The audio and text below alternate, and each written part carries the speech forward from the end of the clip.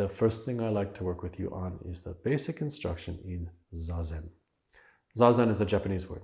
It means seated meditation.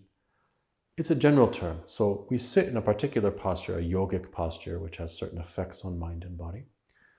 And within that, we use various methods. So I will teach you one method today. We have many methods. Koan meditation, using a mantra, visualizations, energetic cultivation training, so many things which we'll cover in the future. But today we're going to do one of the most important and useful methods, what's called Susokokan in Japanese, which literally means to count the breaths. So let's get right into meditation. My goal after this first block is that you will have enough information to then practice on your own at home. So let's make sure that happens. Right? Now, when we talk about the formal seated meditation, and by formal seated meditation, I don't think the camera can see there's a Buddha statue up here, but you've seen Buddha statues seated in a particular posture. That's what we're talking about. Sitting in that yogic posture and doing the inner work or the cultivation of meditation. When we talk about it in terms of three things. The body, how do I sit? What do I sit on? How do I hold the body? What kind of mudra do I use? Why? How do I use the eyes? All these small details I'm going to give you from bottom to top. The breath, and we have a tremendous amount of training material to cultivate the breath in different ways, beginning to advanced. Today we'll start from the beginning. And finally, the mind or the method, one of those methods I mentioned, which we have so many of. So, body, breath, method. But today I want to start with the breath first. Okay. So I'm sitting in a particular way. I'm just going to sit in a more casual manner, the way some of you may be sitting. I haven't talked to you about how to sit yet, and I will in a moment. But right now, I can just sit cross-legged. I could even sit, or I could even lie down on my back to do the exercise I'm about to do. But here's what I want you to do. Can you put one hand first on the sternum? I'm trying not to touch the microphone here. And one hand, if my navel is here, I put my hand just below my navel, the lower abdomen. In Japanese, we say hara, the lower abdomen. This part of the body is very important for us. What I'd like you to do is take a few deep breaths, as deep as you can, okay? Just through the nose. So I'm just going to do it first. Maybe I'll demonstrate.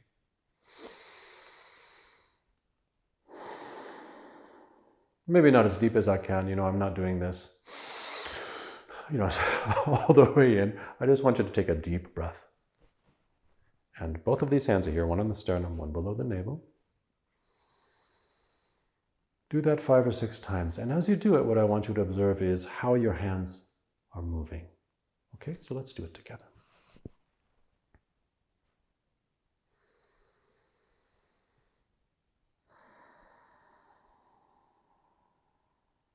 And just stay relaxed. Don't try to control your breathing in any way.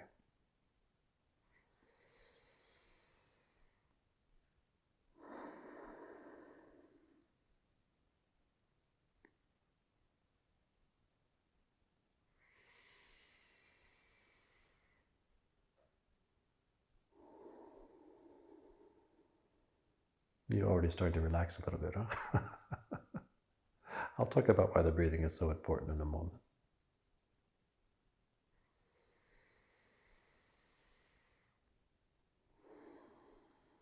Okay, let's do one more.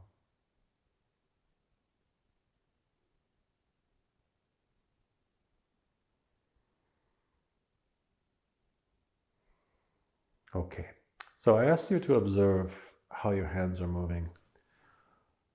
If we're in person, we can really get into, working on that. And I can ask you, each individual, what they experience. I can't do that here, but let me say generally what many people experience. Generally speaking, the way the human body breathes is the diaphragm should move freely, the diaphragm being this large muscle here, right, just below the rib cage. When you inhale, the diaphragm contracts and moves downward, and that causes a partial vacuum in your lungs. That's why air goes in, right? When you exhale, you relax that muscle, it comes back up, and the air comes out. So that's the function of breathing. But here's the thing. Many people, especially adults, mostly adults, we lose the free movement of the diaphragm because we have tension in our bodies and minds. Some of this is physical tension from using the body incorrectly, sitting in chairs all day, for example, driving too much, being sedentary. Some of it is emotional tension, trauma. If we experience certain kind of trauma, our bodies may tense up or get into the habit of being a little frozen. Right? So many things could happen like that. So the result is that many people, if I ask you to take a deep breath, this is what they do, or what you will observe. I'll do it again. Watch my shoulders.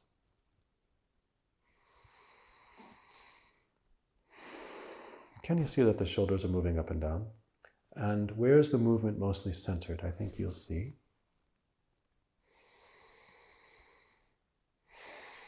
It's in the chest. In fact, of the two hands, the upper hand is moving more, right? This is the common way that modern people, as adults, breathe. And what's wrong with it? The diaphragm's not moving much. It's not moving as much as it should. And because that's the case, because there's tension in the body, the upper body has to compensate. So we use the shoulders, we use the rib cage, we use the back muscles to raise and create that partial vacuum. And that's how we breathe. So what's wrong with that? You're using a minuscule part of your lung capacity. It takes more effort.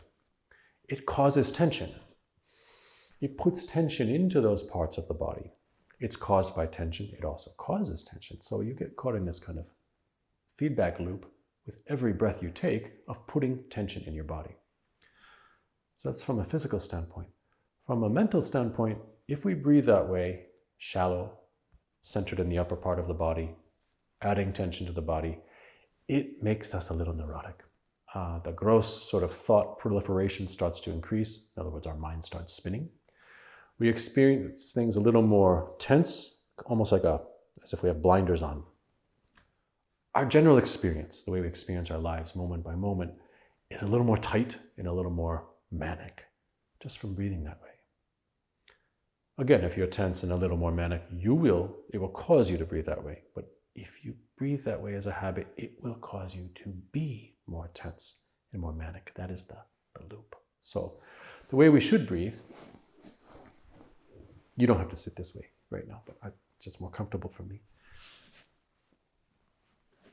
When I inhale, if I relax the upper body completely, shoulders, neck, face, head, rib cage, everything, let the stomach relax. Don't pull your stomach in because you think you have to have a flat stomach. Let it hang. Let it go. This is a healthy way to be. When I inhale now,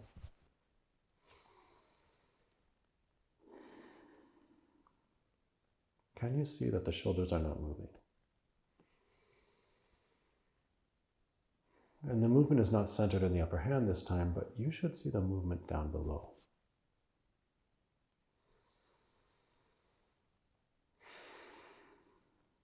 Right. This is what we call diaphragmatic breathing. People use the slang term belly breathing. In Japanese, we say in the Zen tradition, fukushiki kokyu, which literally means belly breathing. Yeah? It just means that when you breathe, when you inhale, the movement is here. Why? Because the body's relaxed. And here's the thing. If the body's relaxed, you can breathe in this more proper, more deep way, which uses more of your lung capacity and involves a free movement of the diaphragm. But when you breathe that way, it will make you more relaxed. When you're calm, not agitated, maybe lying in bed at night, you may start spontaneously to breathe this way because it's the way your body is wired to breathe. It's inborn. It's not a Zen thing, it's a human thing. You just lose it later on when you get up the next morning, for example, and become tense again. You may start to breathe this way habitually because you're calm. But when you're not calm, if you train yourself to breathe this way, I should say if you regain the habit of breathing this way, you will become calm. So let me point this out to you. Even if you never do Zen training again after this course, I want you to take 2 things away, at least 2 things. This is one of them. Become a belly breather.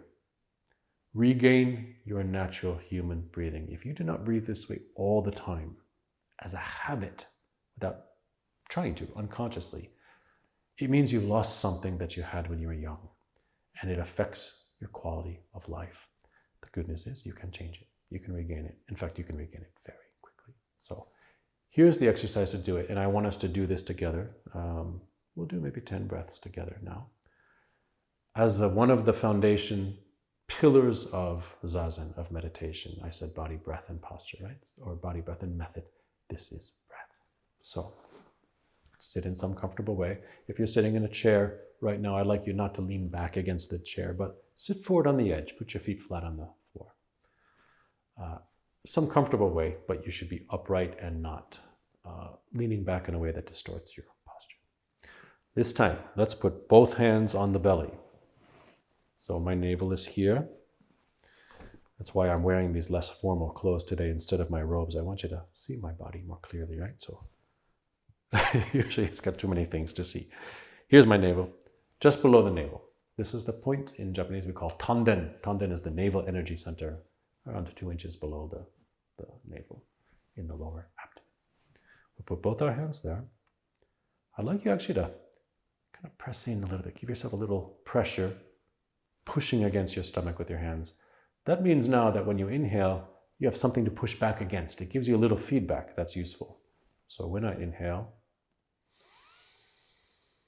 my job is to push the hands out.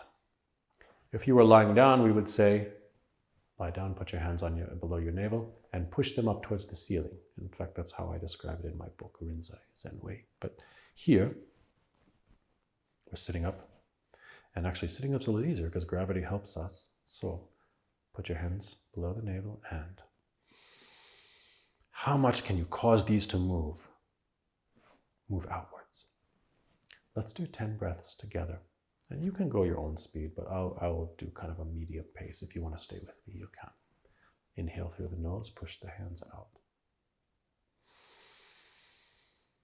And then when I exhale, I'm just going to relax. Let the breath come out, doing nothing in particular. Inhale. Exhale. As you exhale, let all the tension drop from the body. Inhale. Exhale.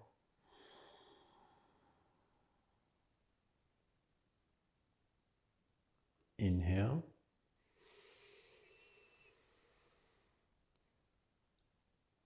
Exhale.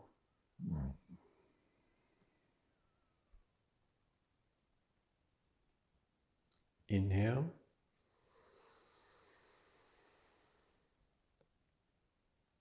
Exhale.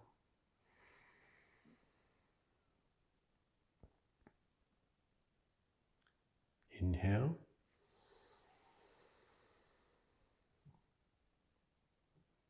Exhale. I think that's 5 breaths, something like that. Let's stop there for a moment. Do you feel a little more relaxed? Something starting to change a little bit? You might. And you might also notice as you do even 5 breaths that the rate of your breathing starts to slow down a little bit.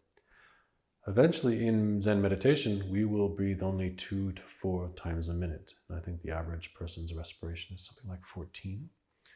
Because we cultivate this way of breathing and some other methods of breathing, and because we become so calm and the mind becomes so clear and grounded, the breath comes out very long and fine, and that drives the meditative state deeper. There's no end to how much we can cultivate that. Yeah?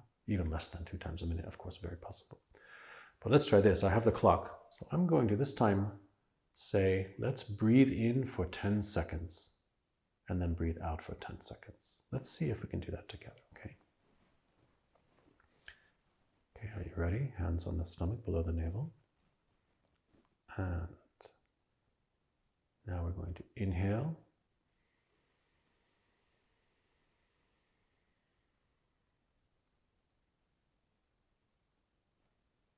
And exhale.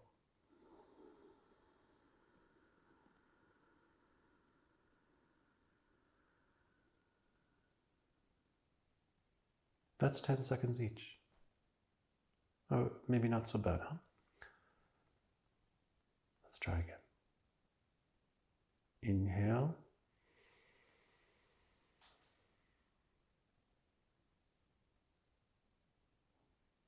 Exhale.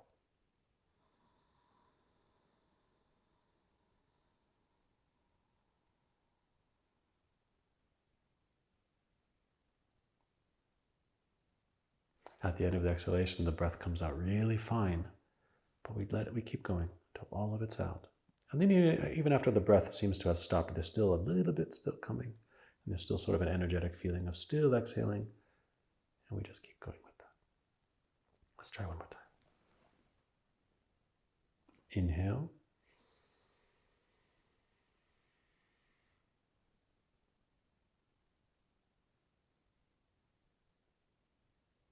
Exhale.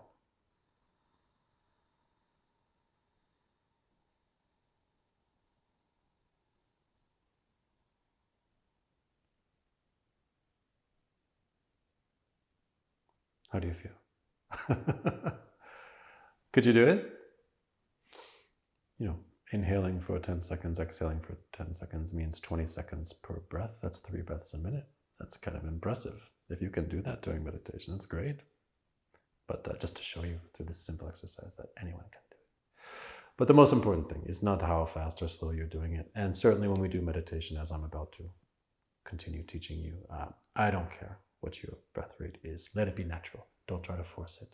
No tension at all. But what we do want to remember, what we learned, this method we call belly breathing, or fukushiki kokyu in Japanese.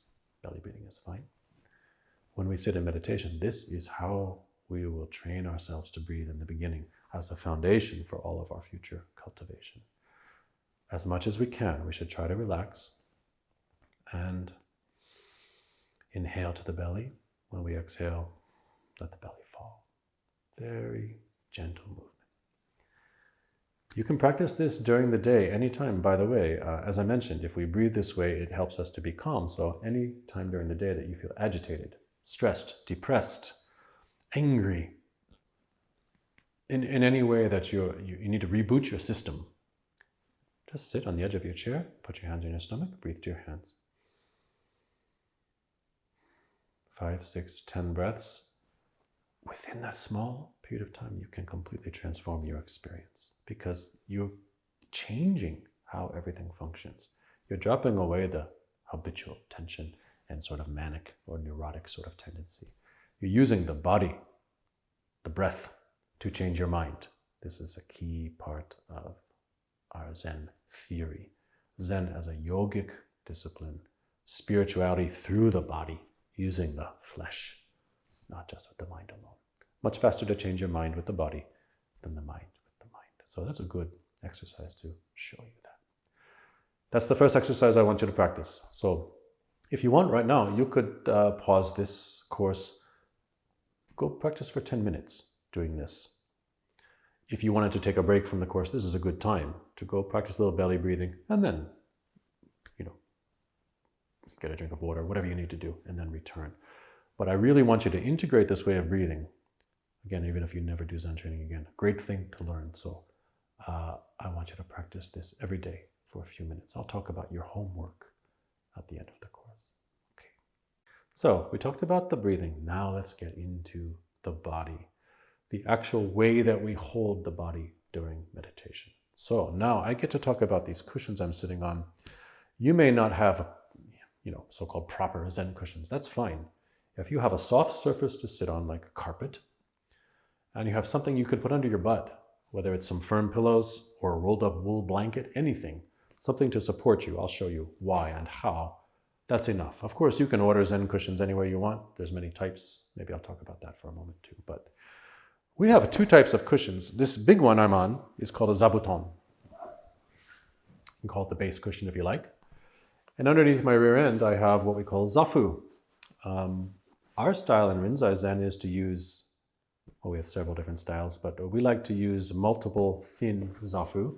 That way we can stack up as many as we need. And also as you practice over time, over months and years, the number that you need may change. So that way it's easy to adjust. A more common kind of zafu you can get anywhere, you can get it online pretty reasonably, is a round kind. I'm sure you've seen them, meditation cushions. Google it, you'll see them everywhere. Oftentimes they're stuffed with kapok or with buckwheat hulls or something like that. They're fine too, but they're not as easily adjustable. You have to take out some stuffing if you want to change the height or put some back in and so on. So this is a more Rinzai style. If you can find some kind of small support cushions like this that you can use multiple ones, to me it's more useful. So anyway, the point of these, I will turn it sideways now, is that we put them under the rear end. And we don't sit squarely back on them. We sit sort of forward on the edge of them. And the only purpose of it is to allow me to sit upright. If I didn't have them, I would tend to, over time, start to fight gravity pulling me backwards. So the cushions just allow you to find a neutral posture in line with gravity. So as I said, you can use anything for that purpose. As long as you have some comfortable, soft base, and then something under your rear end. And as I said, I'm going to sort of sit forward a little bit on the edge of them. Oh, now I find that I'm in a nice position in alignment with gravity that I can sit in for some period of time. That's the only reason for the cushions. Now, up the body from bottom to top. Let's go over all the fine details of meditation posture which have been handed down for millennia. And we'll start with the base. What do I do with my legs?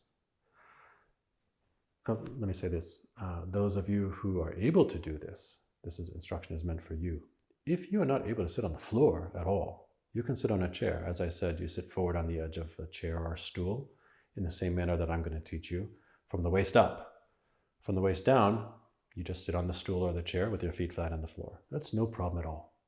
The important thing if you're using a chair or a stool is not to, as I said, lean back and rest against the back of it, but to, if you can, if your physical condition allows, to sit upright, unsupported by the back of the chair.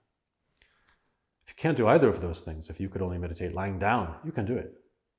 Just, you may learn what I'm about to teach, but then when I get to the part about the actual method, you'll practice that using the breathing we learned lying down. That's fine too. Certainly I have had times where I was in bed because of illness or something. I'll lie down and meditate that way. That's fine too. But what I want to teach right now for those of you who can use it is the classic method, which has a lot of benefit. So again, we have the cushions. Now let's talk about how to use the legs. The way we don't want to sit is that common cross-legged way. So if you are sitting this way right now, with the ankles crossed, we're going to make you change. The reason is that over time the circulation gets cut off and it's not really stable. There's not a lot of contact with the mat, right? My knees are up. So it's not the most stable position. So here's what I recommend. For beginners, if you can put one foot in front of the other, I believe the camera can see this. This is called agura, cross-legged posture, or many people these days call it Burmese posture for some reason. The knees are a little more down than they are if the ankles are crossed. Now, even so, if you're not so flexible in the hips, your knees may still be up. That's fine. Over time, they will stretch out. This meditation posture is a yogic posture. It takes practice, so please don't be frustrated in the beginning if it's a little difficult for you. But this one is great for beginners. If you could, we have this posture, so-called half lotus posture, where one foot comes all the way up. This is superior or advantageous to the one which I mentioned, Burmese posture. And we also have a so-called full lotus posture, where both go up. This is superior to half lotus. We don't expect you to do this in the beginning. It's okay.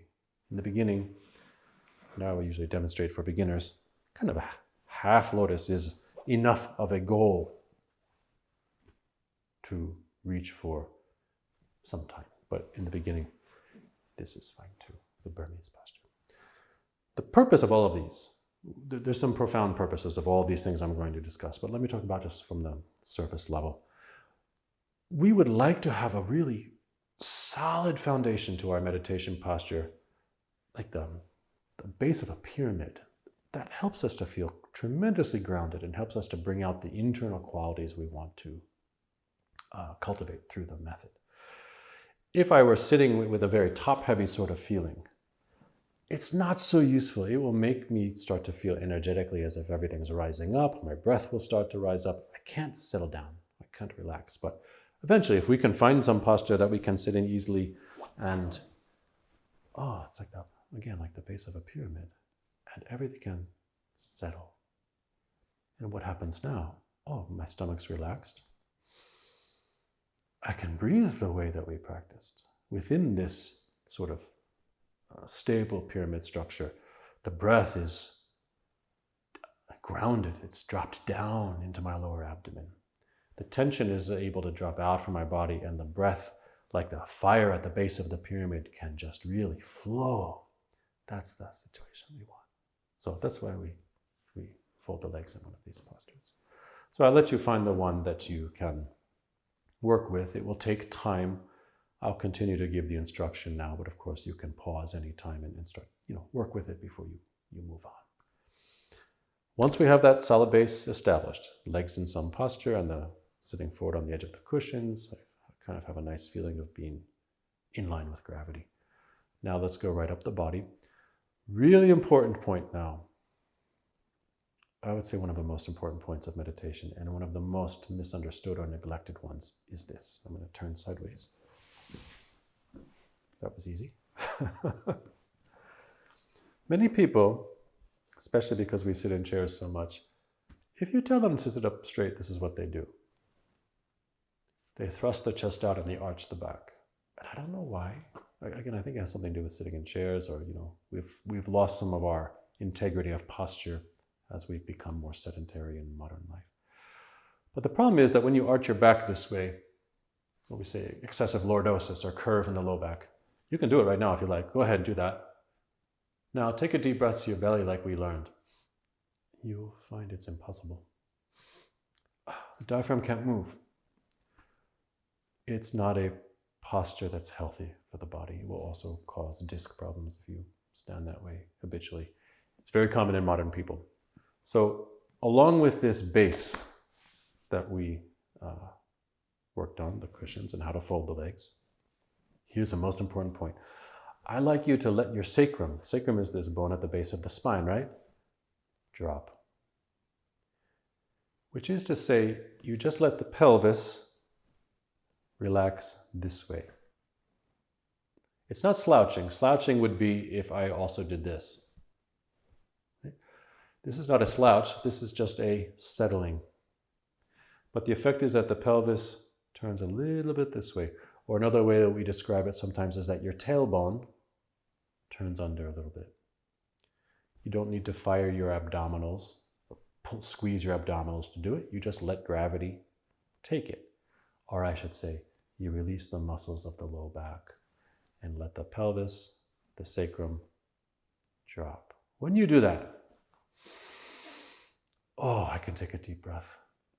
Really, really important. I can't stress how crucial this is. If you start to sit this way, and I see even experienced meditators doing this, the breath won't come out. The breath won't drop down and be deep, which means the meditative state cannot be cultivated profoundly, which means you can spend 10, 20, 30 years meditating and make very little progress. What a tragic thing. Easily fixed. Let your sacrum drop. This grounded or relaxed position of the pelvis is the base that the rest of the meditation posture will stretch up from, if that makes sense. Okay. I know it makes sense, but I hope you understand. It's a very important point. That problem of the too much curve in the low back, if you read Zen books, you find some that were translated from Japanese by Western authors that say, the Japanese teacher is saying, for example, push forward with your hips when you sit Zazen. And people think that means that the crest of the ilium, the top of the pelvis, should come forward. In other words, excessive arch. But the Japanese word for hips doesn't mean this. It means the hip joint is down here, first of all, it's not up here.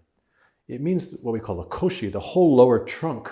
So when when a Japanese person says, push forward with your hips, it's more akin to how you arrange your body to push a car out of snow. With the whole lower trunk, you lock in and push from your center rather than arch and make yourself top heavy. So there's a little misunderstanding. Again, there's people who have read Zen books. Push your hips forward. And they spend, their whole lives doing, oh, this, I should tilt my hips forward. No, these are not your hips. It's your pelvis. The hip joint's down here. Push from the bottom, which means again that this should drop, just as if you were going to push a heavy object in the snow. So important. So that's one of my big gripes about Zen books. Be careful what you read. So now we've got it. We've got our solid base. We have the pelvis. Now the hands.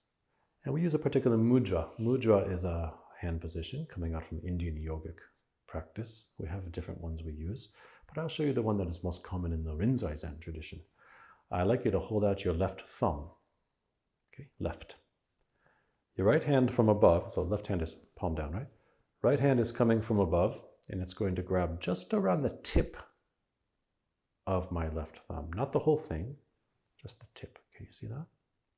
And it's snugly closed. It's not squeezing tight, but it's snug. Now the fingers of my left hand are going to line up with each knuckle of the right. So I end up with this kind of double fist. Right? Let me show you again. Hold out your left thumb. Grab from above with your right hand. And then the knuckles of the left hand, the fingers of the left hand, line up with the knuckles of the right. Now there's one more small detail. The pinky of my left hand is going to be allowed to slip just behind. Well, it's in front for you, right? But when I turn it this way, it's just behind. This one is allowed to slip off the knuckle of the right hand and kind of rest there. Now this whole thing goes right here, just like a Buddha statue.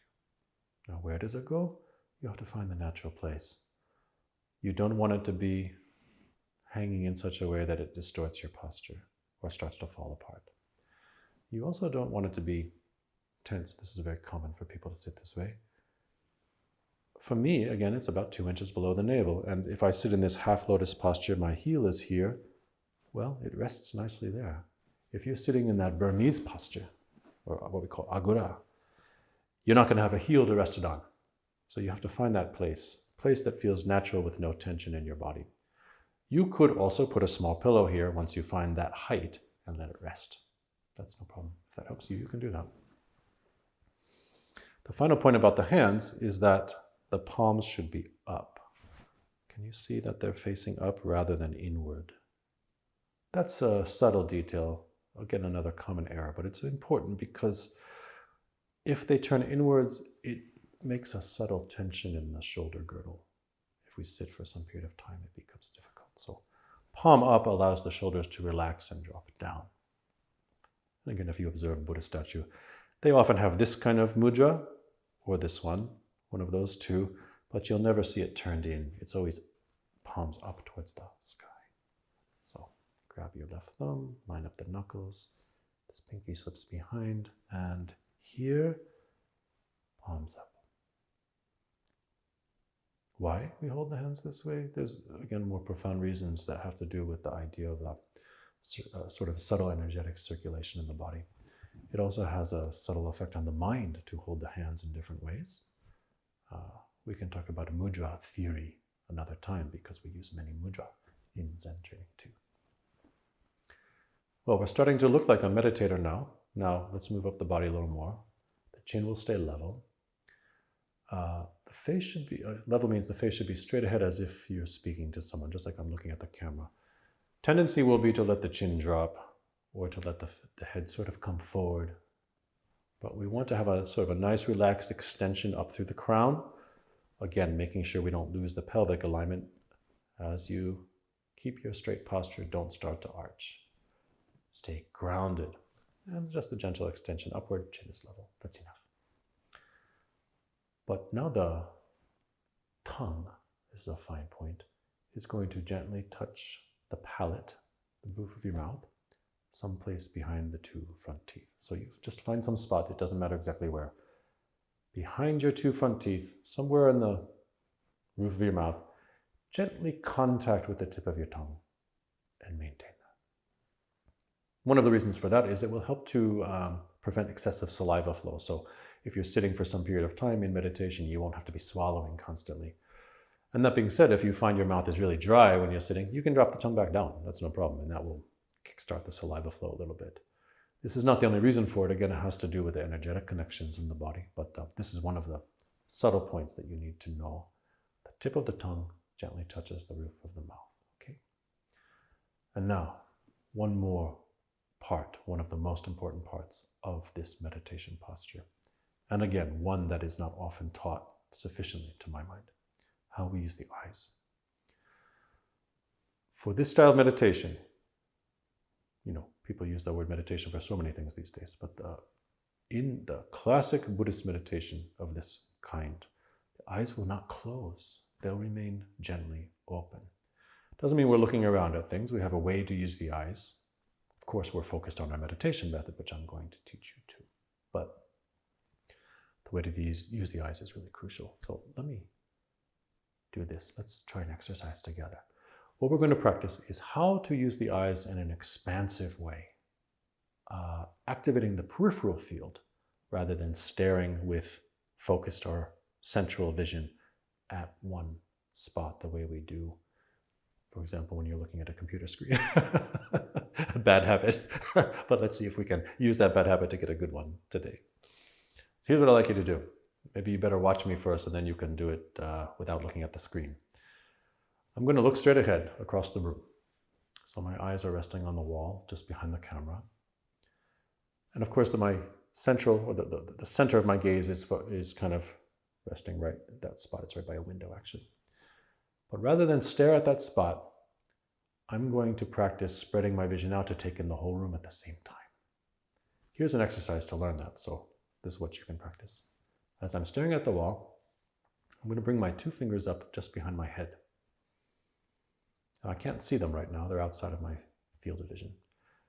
And now I'm going to slowly bring them both forward at the same pace until they're both right on the edge of my vision. Oh, that one's there. Here's this one. That's the very edge of my peripheral field. Actually, right about there is. I can just see them. I'm aware that they're there. So now that those are there, I'm going to practice. My gaze is still facing the same direction. It's still resting on the wall on the same spot.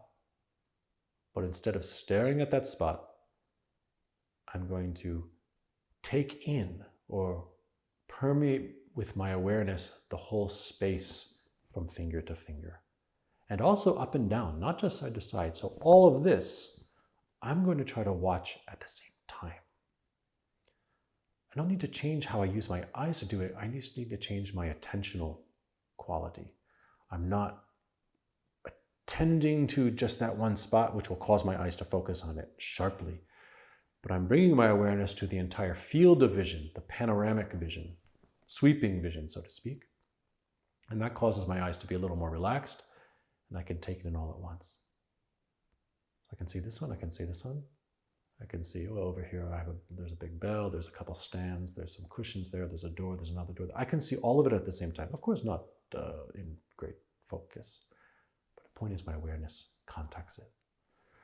So that's how you do it. That's the exercise to remind yourself how to use this so-called panoramic vision. Bring your fingers back here, bring them forward, and there. Now, once I've established that, I can drop the fingers, but I maintain that panoramic view.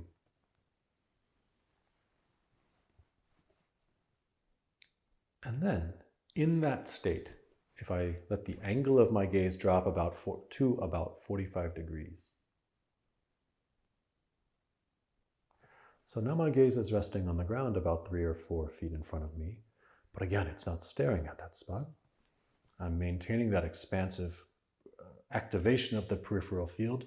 And my awareness is permeating all of this space, all of this space. The eyes are just very gently downcast.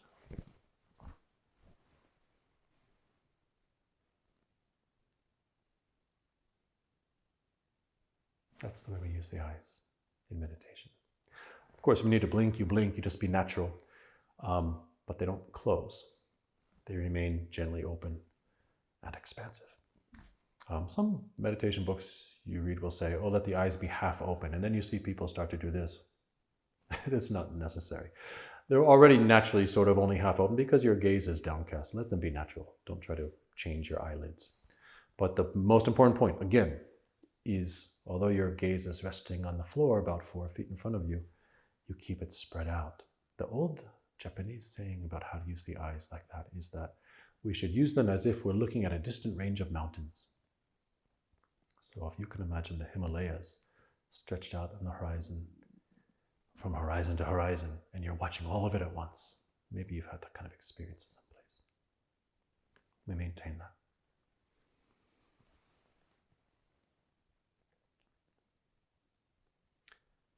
So we've just gone through all the points of the physical posture, but let me say one more thing about the vision. Because it's the second thing I mentioned along with the belly breathing, that if you never do a Zen practice again after this course, I want you to maintain that. In the modern world, just as our posture has aberrations and our breathing has aberrations, our way of using vision tends to have changed. Our ancestors used a kind of sweeping peripheral vision much more than we do. Because when you use the vision in that expansive way, your awareness permeates much more of the environment. You're aware of what's going on. So if I'm a hunter, for example, I cannot look from place to place in a focused way looking for a deer, for example. But I spread my vision out and I immerse myself visually and also with the hearing and all of the senses in the environment. And in that whole field, if there's even the smallest movement, the flick of a tail or the blink of an eye, I will catch it. And then right away I can focus to see what it is. That's how hunters intuitively know to use the eyes. Or I could say bird watchers. If you're looking for a cardinal, for example, you cannot do this, but you spread your vision out and suddenly there's a little flash of red.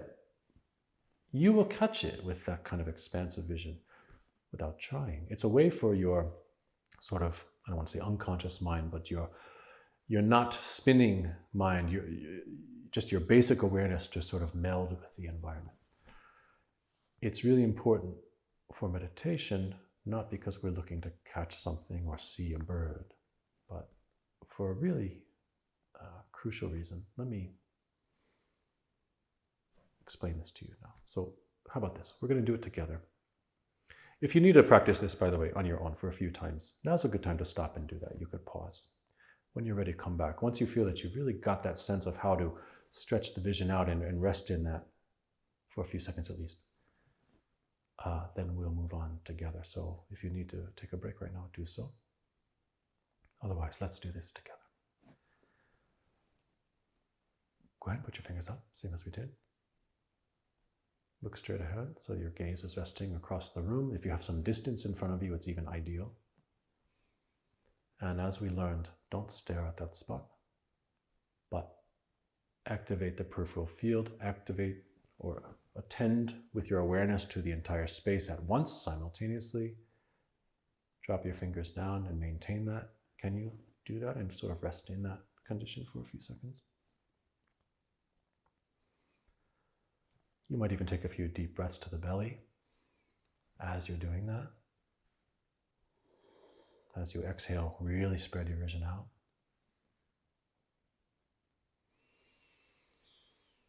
Inhale. As you exhale, really spread your vision out. Can you do that?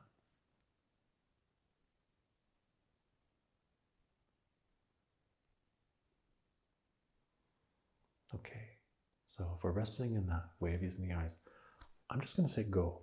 And when I say go, I don't want you to worry about your breathing. I don't want you to worry about anything. But I want you, as much as you can, all of your attention, all of your effort, spread your vision out the way we practiced.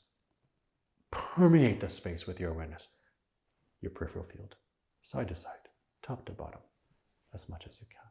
Okay? It's only going to be for a few seconds, but I really want you to do it as much as you can when I say go. Ready? And go.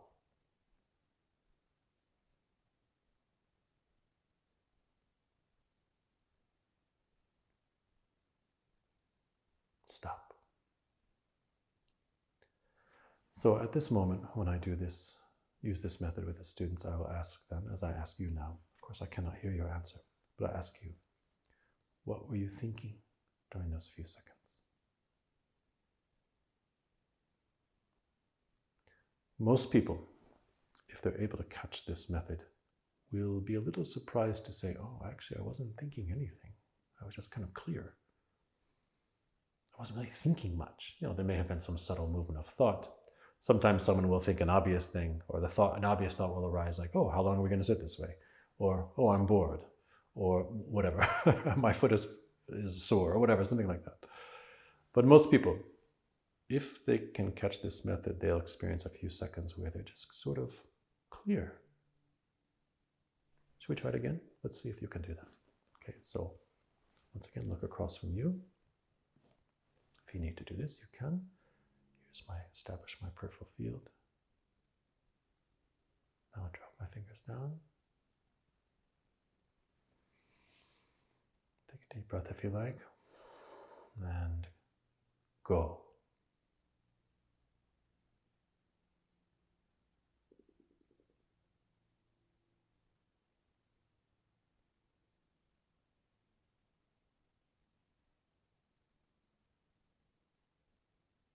Stop. Did you have any experience of clarity like that?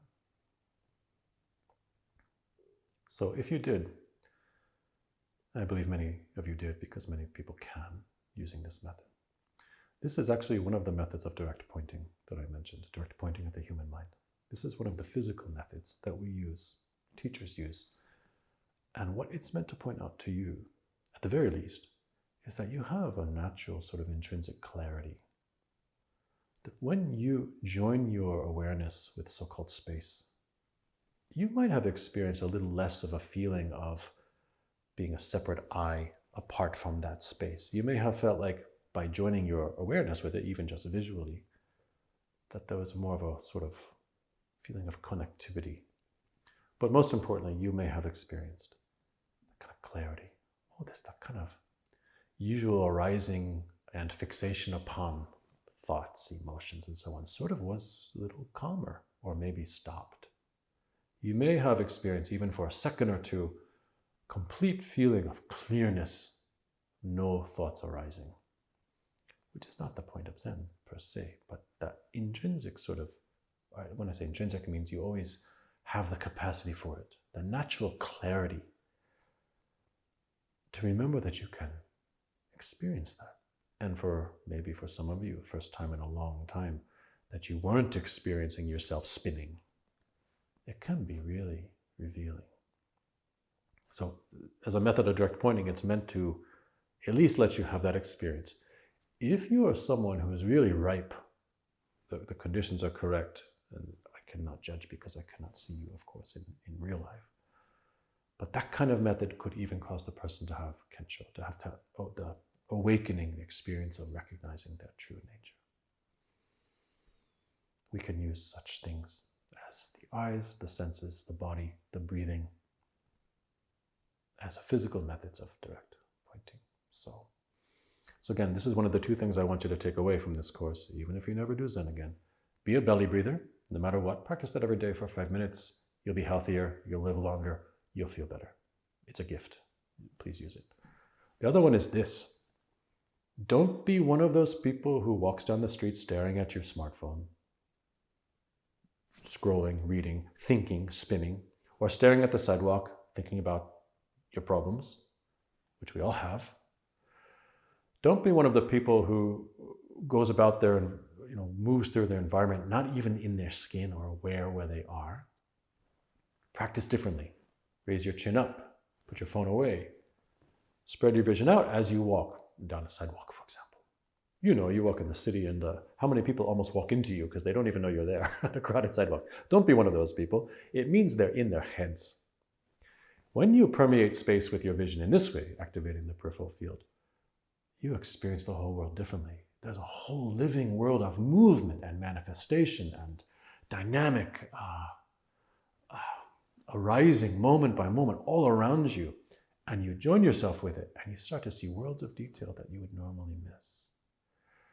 And you feel less that you're stuck in your head separate from it. You feel connected to it. And also practically speaking, you don't almost walk into the person on the sidewalk. You don't almost walk in front of a bus. You're safer, you're aware. If something starts to come towards you, you sense it right away. Environmental awareness, situational awareness is just a good life skill, not even talking about the spiritual path. But this is another gift for you, how to breathe and how to use your eyes. Relearning sort of older human ways of doing these things. Again, our ancestors breathed this way and used their eyes this way more often than we do in our world of computers and phones. The result for us is that we're more neurotic, more tense, less happy, but you can change, you can regain those habits which your body was evolved to use.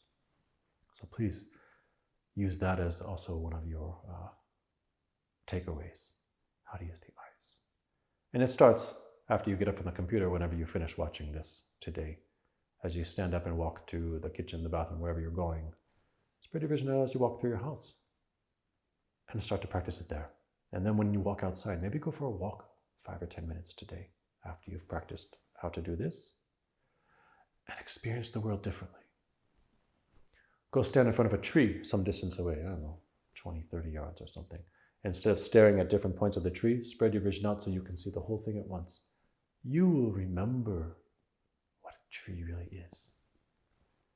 You might get some taste again of that sort of magical childhood world where everything was alive because awareness was joined with it rather than turned inward and spinning. So again, that's a gift of Zen training to you. Okay, so back on track. Let's review the body. You've got the cushions, and I taught you how to use them. There's different ways to hold the legs. We talked about the so-called agura or Burmese posture. Sitting in a chair is fine too. You sit on the edge of the chair with the same kind of posture we cultivated with your feet flat on the floor. That's good. But if you can do this, good. If you can do something like a half lotus or even full lotus, that's fine. But there's no reason to rush that, or certainly you never force it because you don't want to injure yourself. You've got this solid base, this base of the pyramid. You have the pelvis relaxed. Oh, now I feel grounded and I can breathe. We have the hand position.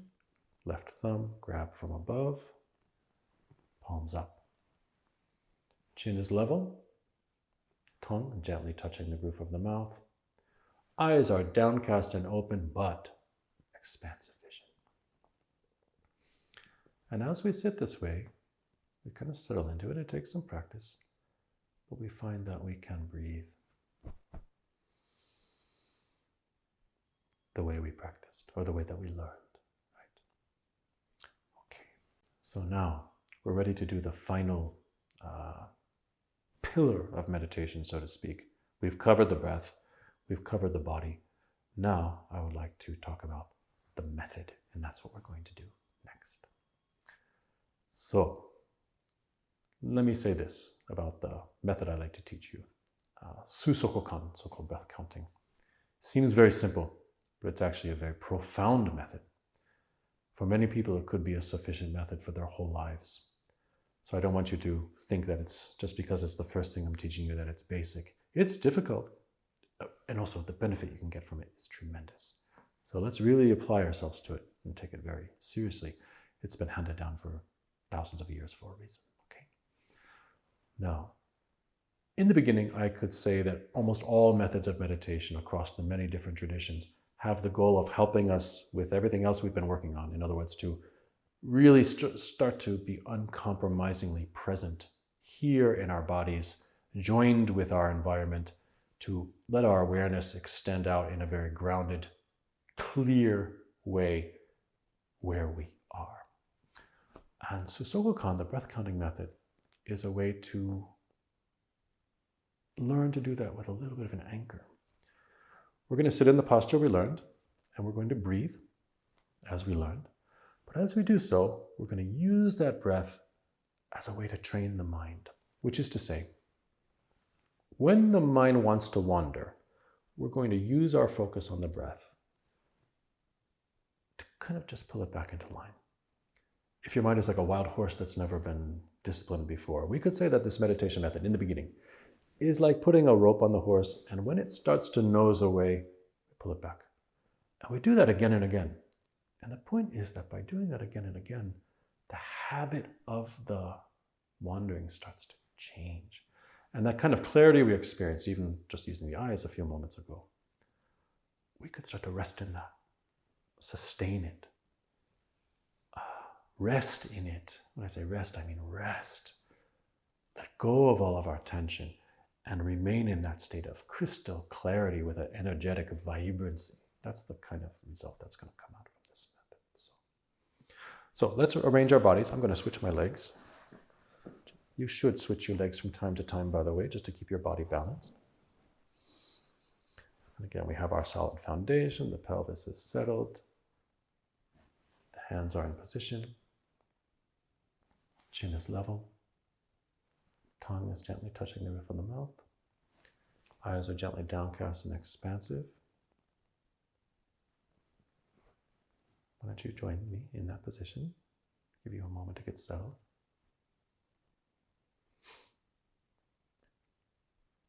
And as you're sitting that way, let's start to set up and use that belly breathing we learned. So as you're sitting this way, you don't have to control or force your breathing in any way, but I want you to just inhale in such a way that it's centered in the belly. The belly has a little bit of movement.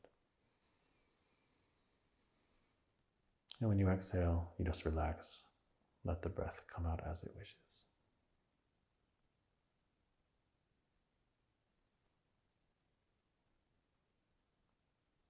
As we start meditation now, we try to discipline ourselves not to move. So, for example, if I have an itch or something, I'm not going to do this. I'll just be aware of it. It's okay. But I can maintain this posture and I can continue my breathing. Maybe I might start to feel that a foot falls asleep or something like that. It's okay. Once you get settled here, I want you to try to maintain the position without moving. And now, as you're breathing, just bring your awareness or your attention, again, to that inflow and outflow of breath.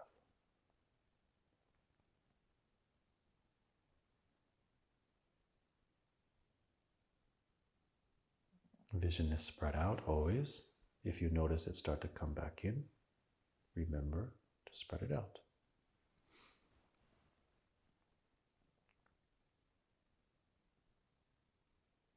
Inhaling and exhaling.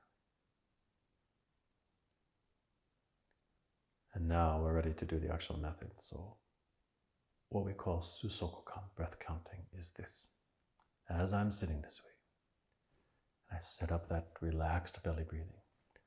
When I inhale, my vision is spread out, I'm maintaining the posture. I just remain present. I don't need to do anything with it.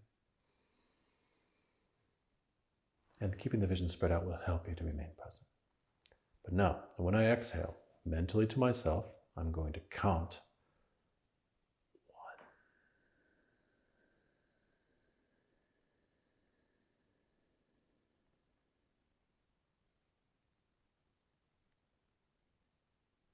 I don't just count 1 and then finish exhaling. I join the thought of the count, the inner silent verbalization of the count. I'm just thinking 1 to myself. I join that with the thread of the physical exhalation. 1. I'm saying it out loud. You're not going to repeat it out loud. You're going to be doing it silently, but I say it out loud so you can understand. 1. Vision spread out. Still counting 1 until the exhalation comes to its natural end. And then when it's time to inhale, as I said, you relax, just remain present. We don't count the inhalation, we just remain calm and restful. And then the next exhalation, of course, will be 2.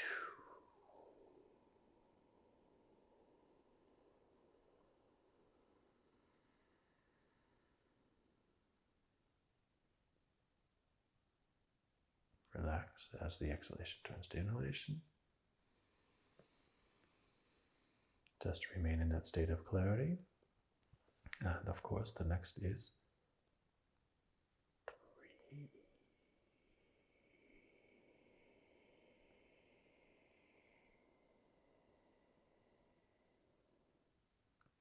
And 4, and 5, and so on, up to 10. So we count the exhalations, 1 through 10. Why do we only count the exhalations? It's a common question. And I will say it's because that rhythm of really concentrating on the exhalation and counting it, and then relaxing on the inhalation. Really counting intensely the exhalation and relaxing on the inhalation. That rhythm, it's like a bellows that you might use at a forge.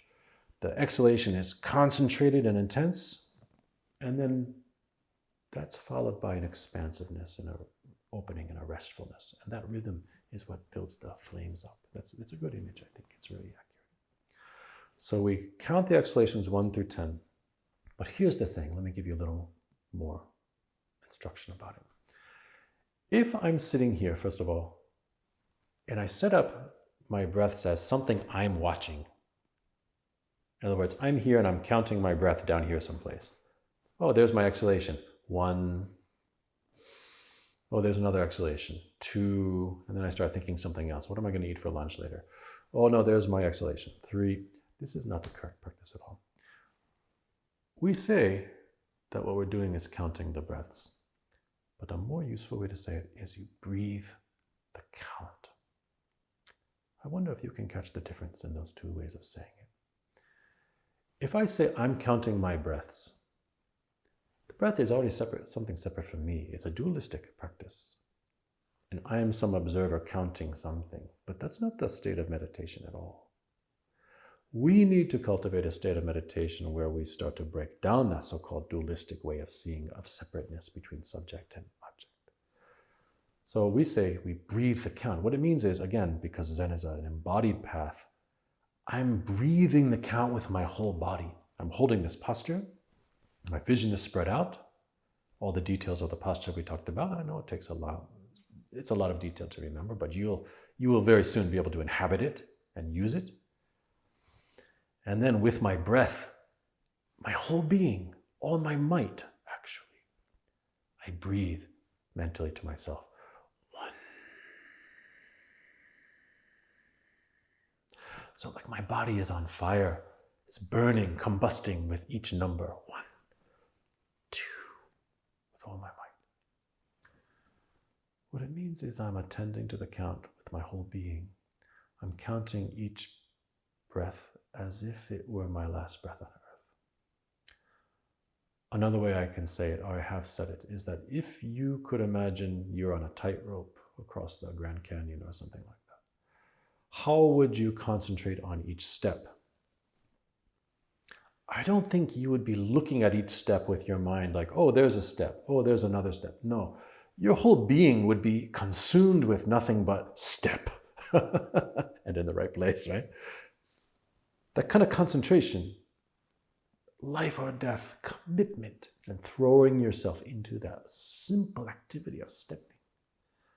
If you can imagine. That's how we breathe the count. So as I'm sitting here, I'm counting to myself. 1. Each exhalation, right? Breathing the count with all my might, cutting off everything else that may concern me. I'm not thinking about something else. I'm only counting as if, again, it's my last breath before I die. 2. But even so, at some point, some distraction arises. I may start, some part of my mind may split off from that counting and start to do its own thing. 3. I wonder what's for lunch later, or whatever, right? And your job, we say you have to use mindfulness. Mindfulness, what that means actually in meditation, is that you notice what's going on and you remember to return to the method. Mindfulness is a recollection or a return.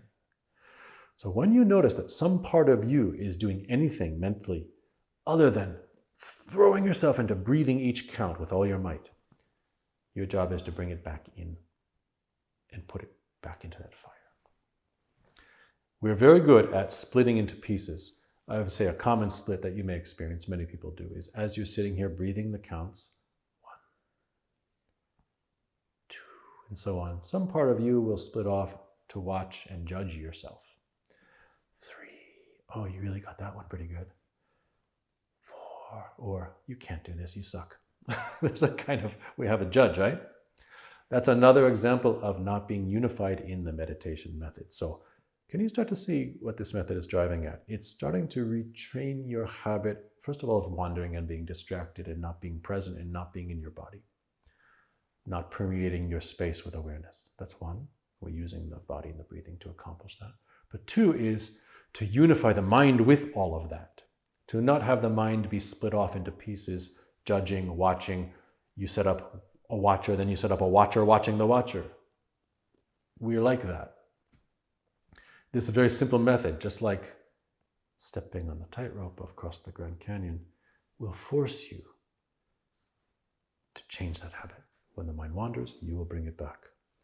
When you notice some part of you is counting and some part of you is not, you bring it back in and throw yourself into the next exhalation, by that time, a unified state, a state where you're throwing, once again, your whole being into it. I hope that makes sense to you. That's the method we call Susokokan, counting your breaths. But I hope you could see that breath counting is how commonly called the breath counting method. I'm focusing on my breath. I'm counting my breath. This is how people talk, but I want you to see how deep this method is and how in this yogic meditation posture, using the cushions, using all of the supports, using the way of breathing, using the way of using the eyes, everything comes together, and in the pit of the belly where the fire of our breath is,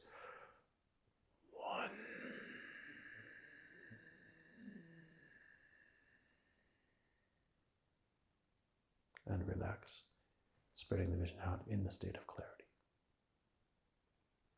But remain uncompromisingly present. And two.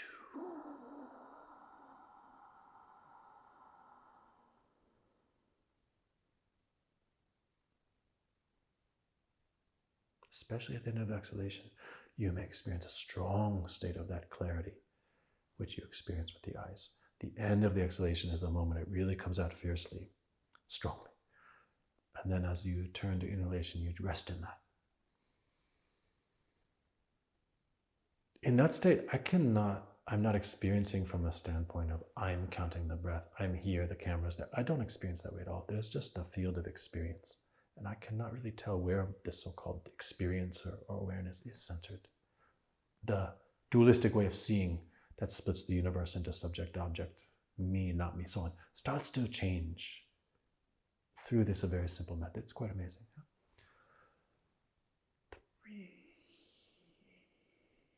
And anytime some distraction comes up, you start to have a wandering thought that then starts to chain into multiple wandering thoughts. At some point you train yourself, or you should, you will notice you've done that, and you don't need to judge, you don't need to feel bad, it's not a failure. But by the next breath, you come back. The cycling of the exhalations forces you to keep coming back. And that is as I mentioned, like the rope on the wild horse. So wild horse is you, your mind, but the wild horse will become tame. And then we'll drive forward, we'll ride straight and really start to cover ground. That's the purpose of this method. So, in a nutshell, that's a Susokokan, the breath counting method. Of course, I want you to practice it. If I were teaching you in person right now, I would say, okay, now let's do it. And we would sit together 10, 15 minutes. And then after that, I would ask you, what did you experience? We could, of course, troubleshoot those kind of, any problems that arose. We cannot do that now, but let me say this, or let me mention a few things that people often mention. While I was sitting, my mind was jumping all over the place. I couldn't concentrate. I couldn't even count on the breath at all, or count the breath at all. Okay, that's normal. I want you to know that. That wild horse does not like to be disciplined. The mind will rebel sometimes against this kind of training in the beginning. And I want you to trust the method, not judge yourself, but just keep attending to it. When you notice the mind has wandered, you bring it back. By the next exhalation, at least, you will bring it back, right? Because the next number is coming, 1 through 10, and then go back to 1, again and again and again. Cycle through 1 through 10. Each number is different, 1 through 10, then back to 1. It forces you to be aware and fresh just to know which number is next. So at least every exhalation, whatever is happening, wandering, distraction, emotion coming up, all kinds of stuff, you come back And I want you to understand that that is practice. Practice is not that suddenly you start doing this method and you're magically clear. Practice is you're not. And for the first time, some of you maybe, you're experiencing, wow, I can't concentrate at all. I'm a mess. I'm all over the place. But you notice and you start to change. So practice is like falling off the horse or the horse getting away from you again and again. But when you notice that and when you remember to bring it back, that's good practice. Yeah, the more you practice, eventually it will change and you will find yourself almost effortlessly being able to inhabit a space of clarity. The horse is not wandering so much, but it's not like that in the beginning. So please don't feel discouraged. That's one thing people often mention. Yeah? What is good practice? Practice is failing, but noticing and remembering to come back to the method. Which method? Very simple. Count your exhalations, or I should say, breathe the count. I guess the other thing people most commonly mention is, oh, I was sitting this way, it was hard to concentrate because I'm uncomfortable sitting this way. I had an itch, I wanted to scratch it, my feet fell asleep, I started to feel sore. Well, let me say this. The meditation posture is a yogic posture. It takes practice. In the beginning, it may not be comfortable for you. This also is normal. As for wanting to scratch an itch and feeling distracted that you couldn't do that, well, suck it up. Which is to say, let's discipline ourselves a little bit. We are so used to, in our modern life, seeking comfort. Anytime we have anything uncomfortable, we shift, we want to change. If it's just a little bit too cold, we want to turn the heat up, right? We're not always used to, not all of us, many of us are, but we're not always used to challenging our physical limitations. So let me say this. For the short period of time that you practice this method in the beginning, say you practice for 10 minutes a day, I'll give you some homework. Why don't you try to take this attitude? Whatever arises in my body, whatever arises in my mind, whether it's pleasant or unpleasant, I don't have to worry about it at all. I don't have to judge it. If something's pleasant, I don't need to chase it. If something's unpleasant, I don't need to push it away. Just spreading my vision out, breathing, and breathing the count. 1. I'm going to include all of that in my method. The count is not something that you use to cut off stimuli and to not feel what's going on. The count is something that you encompass all of it in. Just as we spread the vision out, we spread our awareness into our whole body, into space. I can feel top to bottom, side to side. I'm aware with my ears, the sense of touch, the feel of the air in my skin. All of that is included in 2. Breathing the count. Count is not to escape from anything. The count is to include and be completely one with where we are. And whatever arises, as I said, in body or mind, we just do that. And we don't move.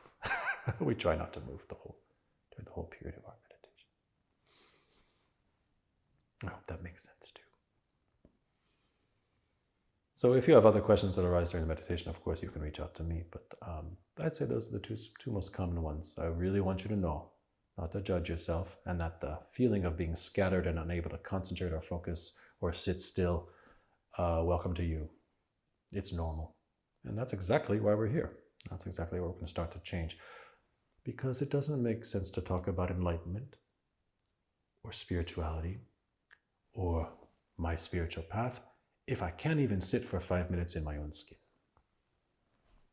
Let's face it. So this is a good foundational practice for you. I believe after this instruction, you're starting to understand why. So this will end the first part of this course. And just to recap, we have talked a little bit about Zen, its approach and intent, using those 4 lines from Bodhidharma. And again, I'd like you to go back and watch that other video that I made, the introductory video about Rinzai Zen teaching. And we talked about what's the basic conceptual, I guess conceptual is okay to say, the basic framework, understanding I should have to do practice. Buddhist or not Buddhist, we don't have to talk about Buddhism, but at least to look at our own lives from the standpoint of so-called time and space, and understand, well, these things are not so solid and fixed as I thought they were. And the life is a really kind of interesting, mysterious, transient, unstable, transformation thing, like a fiery flame moving and dancing rather than something that is dependable and stable. It's mysterious. It's unstable, inherently. All of it, including me. And yet within that there are other beings, and we all suffer. So I start to feel some compassion for them. If you have those basic feelings a little bit, it's enough. Then we talked about the meditation method. The breathing, belly breathing. The body, all those details of the posture, which you can go back and review. And then the method, the very important method you learned today called Susokokan, breathing the count or breath counting.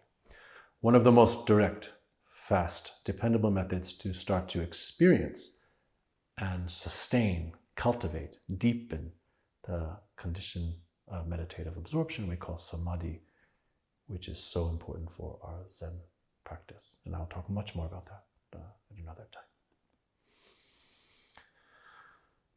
For your homework, for what we've done so far, I would like you to do two things. Well, no, more than two. Let's say this. Every day practice the belly breathing at least 5 minutes. Good time to do it is, you lie down to go to sleep at night, you're lying on your back, so you're relaxed. Put your hands on your belly, and when you inhale, see how much you can push them up to the ceiling. Just practice centering the breath, letting it drop down and be centered in the lower abdomen. Really useful for you and good for your health. So do that for a few minutes every day. And anytime during the day you feel agitated or tense, you can put your hands on your belly, breathe to your hands. That'll be wonderful for you. A life skill to have. I'd also like you to try to focus on using the eyes a little differently in your daily life as you walk around the office, down a sidewalk, outside, walking your dog, around your house. Instead of staring at the ground or staring at things, take a more expansive view. See how that changes the quality of your experience. I think you might be amazed. Those two things, please take as takeaways, even if you never do Zen at all. I can't stress how strongly or how effective they are transforming your life. For meditation, the method of Susokokan, to arrange cushions, to sit in a meditation posture, spread out your vision, and to throw yourself, mind and body, with all of your might, like the tightrope, into breathing the count 1 through 10. 1, 2. Oh, by the way, I use my finger this way just to kind of give an example of how you should concentrate. This is not our way of meditation, but it helps you to learn the method and you want to do just this physically with your finger. 1. Spreading the vision out.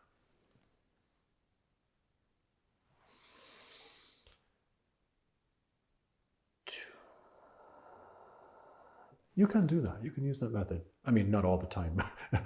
Meditation should be still in the particular posture with the mudra and all that. But if that helps you to get the feeling of the method, you please use it.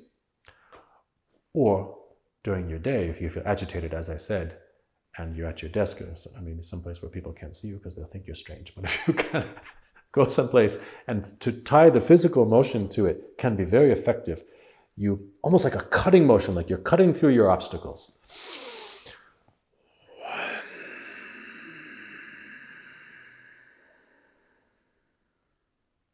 Do that 2 or 3 times and see how you feel different. Again, Zen is a path of using our body, the breath, and the senses to change how we experience. This is almost like a shortcut cutting through your problems. You may find it a neat thing to do, to gather yourself when you're having a hard time. But back to homework, the sitting practice, the breathing practice, every day. Let's say in the beginning, 20 minutes, okay? I sometimes say a half hour. Half hour is a good length of time. Sometimes I say 10 minutes if I feel that people need some less ambitious goal. For you folks, I'm going to say at least 20 minutes. So 20 minutes means find 20 minutes in your day. If it means you get up 20 minutes earlier or go to bed 20 minutes later, you can do it. You can do it. Set your cushions, establish your own practice space at home. A place which is dedicated to your own training. Wonderful thing to have, even if it's a closet. It doesn't need to be big. But some place with a little bit of space in front of you so your eyes can be resting on the floor. cushions, blankets, whatever you have, pillows, and for 20 minutes a day, set the posture, set the breathing, breathe the count 1 through 10 over and over, and nothing else during those 20 minutes exists but you becoming one with the method, you breathing the count as if each breath was your last.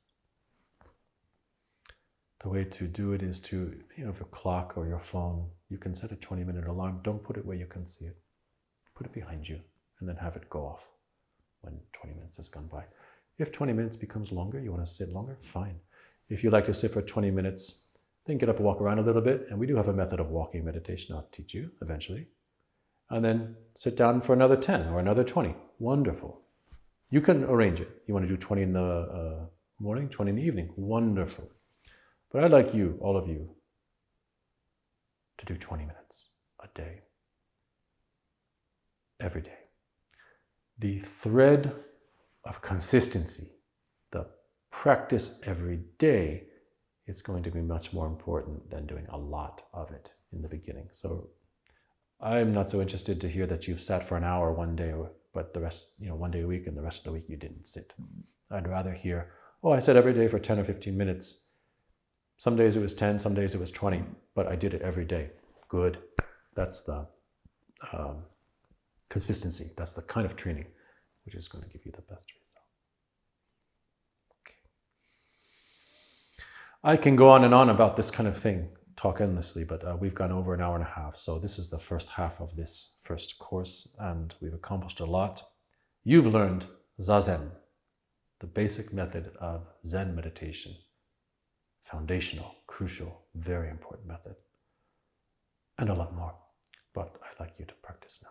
So let's take a break. And for the second half of this course, we're going to learn some additional methods, more deep ways of training the breathing and so on, that will also contribute to a whole regimen, a whole program of practice you can use at home along with Zazen. Okay. We'll see you in just a little bit.